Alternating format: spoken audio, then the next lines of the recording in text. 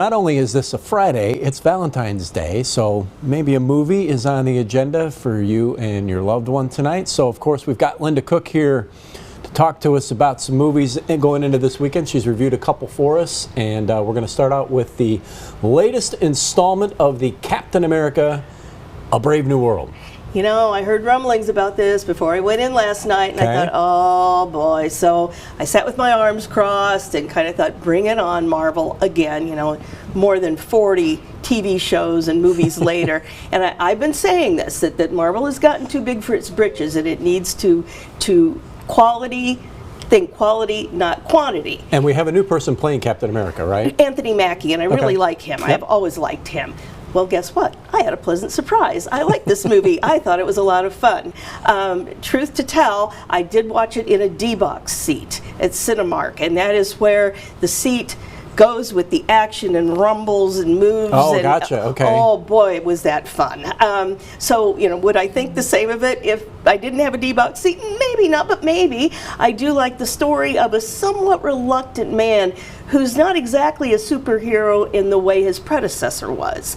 And he runs afoul, or he thinks he does, of the President of the United States, who happens to be played by Harrison Ford. In fact, Ford is in so many scenes in this movie, and he's in the very first one that you see. This is not a cameo for him. It's a real, honest-to-goodness character. I liked that. I liked the idea of his... There is another Captain America, kind of the forgotten one, and he has a really solid role in this too. That is a lot of fun, and pretty serious stuff happens here. It's not as lighthearted as some of the others.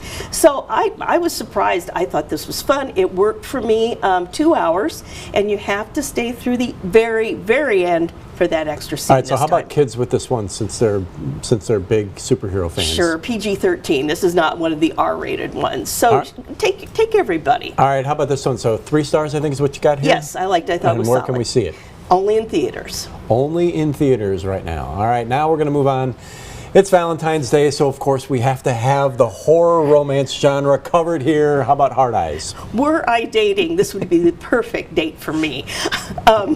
Hard Eyes is the newest serial killer who is stalking, guess what? Because who doesn't think serial killers on Valentine's Day? I do now. And the reason they call him Hard Eyes is because he uses arrows, get it, Cupid, Valentine's Day, and the mask he wears has hearts cut out for eyes. He sees through these. So the question is, of course, who is this guy? And you know, if you're standing there with somebody you barely know, is he going to go after you? Does he think you're a couple? It references all kinds of previous romantic comedies. It is so smart, so clever, very darkly humored, and I laughed so hard at this movie. Now, if you like your humor with an edge and you like your gore mixed with romance, this is the movie for you. Why not? You got a little bit of everything here. Sure. And this one is for the adults only. Absolutely. Do not even think about taking your children. 3.5 stars for me on this one. And it too is only at theaters. Only in theaters. So a couple of good movies to go check out this weekend if you're looking for something to do and duck in the snow. Warm you up a little bit. All right. Linda Cook, thank you so much for those reviews. And you can, of course, read Linda's reviews anytime you want. We've got them for you on our website. That is ourquadcities.com.